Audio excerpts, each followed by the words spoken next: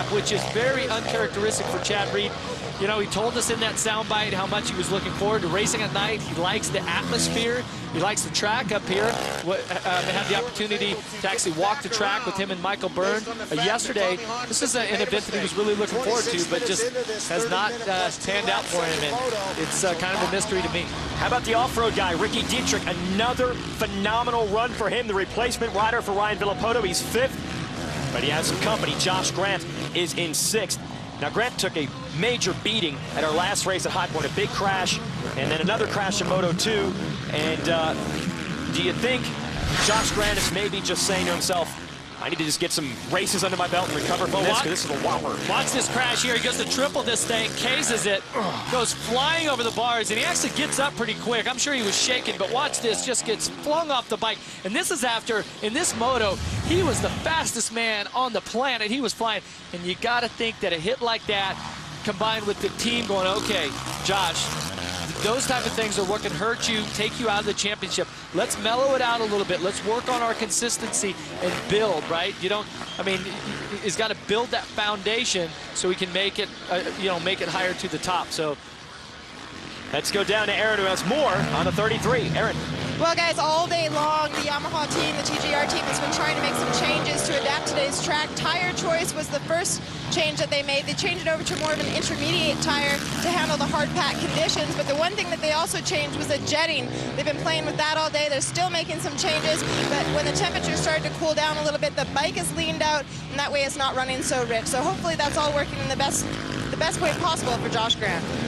Yeah, thanks, Aaron, and that's why they have a night race here. The temperatures of the jetting makes it very difficult. What is jetting? Explain what that is. Yeah, well, jetting, I mean, Yamaha is one of the bikes that, that actually has a carburetor. The other, most of the other bikes have fuel injection where you don't have to jet it. It does it automatically. JGR team is faced with a little more challenge than the other teams because of that. But that's what race teams do. They try to make the bike the best they can each and every time that they have the opportunity and give their rider the best chance to win. There's less oxygen up here, so you need the bike to use less fuel to keep the mixture in a perfect balance. We're running out of time in this moto. We'll be right back after this break. Welcome back. Jason Weigandt and Jeff Emmett giving you the call here from Thunder Valley Raceway, Lakewood, Colorado. And Colorado native Andrew Short has gotten back into the #2 position. Tommy Hahn, who had passed him, went off the track. Hahn's now back to 3rd. Obviously, conditioning paying off for Andrew Short. One of the big tools for fitness in motocross, the heart rate monitor. We talked to Andrew Short about that piece of equipment earlier this weekend.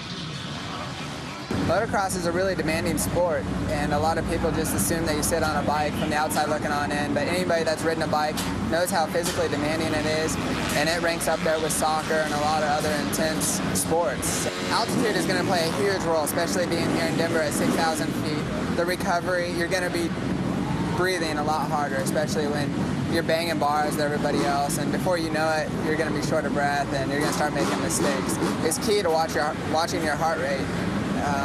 There's different zones, and with motocross you experience all of them, including a lot of high end.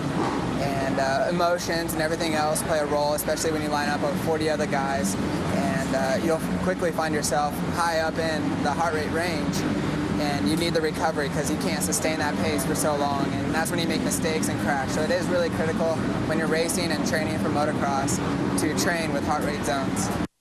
All right, that's Andrew Short, the heart rate. That's really what it comes down to. That's the measure of the effort these guys are putting in. Well, there's no doubt that that sort of training, and you can take a look here at the resting heart rates for Andrew Short is really low. The average person is upwards of 20 beats higher, and Andrew Short he'll redline up around 190, which is pretty high. And these guys, they train with intensity, they train with duration, and like he was talking about these different zones. And another thing he was talking about is the recovery. And so once you redline, can you bring it back down? And like Andrew Short here, this moto got some pressure from Tommy Hahn. Heart rate probably went up, but then he got a chance to relax here a little bit and recover, bring your heart rate back down. And when I'm talking recover, bringing it down, maybe 15 or 20 beats is going to make all the difference in the world. So it's still like 170 or so. Yeah, I mean, yeah. To maintain that is amazing. Here's Chad Reed.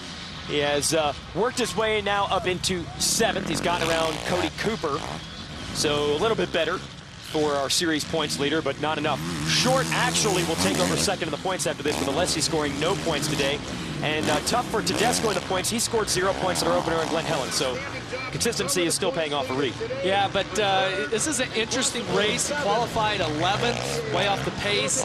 He said 7th now.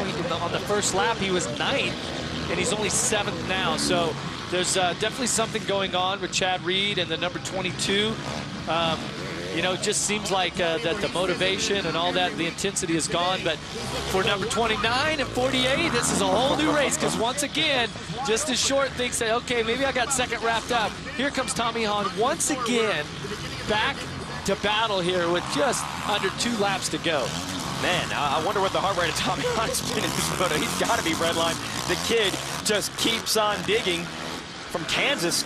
Heck, if anyone should struggle in elevation, it should be from Kansas, but it's working for him right now. Yeah, we're at about 2 feet. 2 feet elevation. But Short, who his trainer, Jeff Spencer, said because he grew up here, kind of has muscle memory. His body's able to adjust to that altitude maybe a little bit more quickly than some of the other riders. We'll see, because he's going to deal with some pressure, the man from the flatlands of Kansas, but we're running out of time for Hahn to make that move, because the white flag is out. And Ivan Tedesco, by the way, folks, he's about to win his first ever race on a 450 in AMA Pro Motocross. Yeah, this battle here is shaping up with 1 to go. Now, Ivan Tedesco's, he's backed up the pace a little bit. He's only 5 seconds ahead right now. He was upwards of 7 or 8, but you got to think right now, nerves are kind of setting in. He doesn't want to make any mistakes. He's got to stay focused, and he's going to win this overall here today, or tonight here in Colorado. And you just can't say enough about this ride other than that he has totally dominated. Yeah. I mean, total domination. Whole shot both motos. Check out. That's the way to do it. That's the, you know, the gear stays nice and clean. You don't have to pull any tear-offs. You look great in the photo ops. You know, you look nice and purdy up on the podium. And that's what every rider dreams for. Tedesco's from New Mexico, but he would cross the state line and race in Colorado quite a bit as a youngster growing up. He's obviously comfortable on this track. This is where he won his first ever race in the 250 class. That's the support class to this 450 division. A couple of years ago, that's where Tedesco took his first career win, right here at this racetrack. Oh, and there's no doubt that when we talked about that muscle memory, I'm a firm believer in that you go to these tracks and you have these good memories, and it just brings about all this positive energy that he's won here before. You know, was in a different class, but it just gives you that little bit of extra confidence that you can do it again, as opposed to a track that maybe you've always struggled at. So you come in there, you're fighting those demons, all those negative thoughts. Here, Ivan Tedesco, he's a half a lap away from totally putting it together. How happy the wife, his new son, Hunter, is going to be. And he watches the video some years from now about Daddy winning the big race at Thunder Valley. This is going to be awesome. The kid works so hard. Hunter maybe too, but I mean his dad, Tedesco, stays at Ricky Carmichael's house, trains with Johnny O'Mara, one of the all-time greats of this sport. He's a multi-time champ himself, Johnny O. But even with all that hard work, it was a tough Supercross season for Tedesco. Even hard work alone isn't enough in this sport. You've got to put all the pieces of the puzzle together, and that's exactly what Tedesco has done. Here it is, folks. It's been a long time coming, but Ivan Tedesco is going to win both motos and the overall here at the night race in Colorado. And look at Short and Hahn as Tedesco was enjoying that victory lap. Those two nearly caught him. What a race. What a ride for Ivan Tedesco. Absolutely. Takes home his first overall. We'll be back to talk to these guys right after this.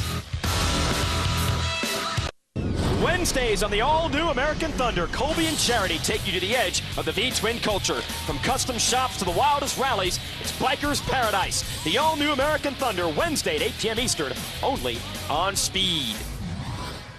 One happy guy, Ivan Tedesco, taking a victory lap, riding right through the spectator area. It's our Geico moment.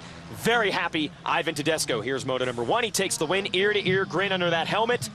And he did the same thing in Moto 2, Jeff. And everybody's happy for this guy. He's one of the good guys of the sport. Man, let's show you the results. Look at how close Short and Hahn got. And we show you the results. You'll never know how close they were. You'll just know the order they finished in. Tedesco, Short, Hahn. Byrne, a solid ride for 4th. Grant got by Dietrich. And Chad Reed 7th. Let's go down to Aaron with Andrew Short. Well, guys, Andrew Short made it through a very difficult day. Made your way back up onto the podium, celebrating a hot lap, even though you didn't take that win. Take us through tonight's track. Obviously, you guys were racing under artificial light. How deceiving was this track? It was deceiving. Those lights are crazy. These fans are amazing to me, and I wish I would have had a little more speed to get that win, but 2-2 is good, and Tommy Hahn gave me a good fight, so I'm pumped for Honda Red Bull Racing.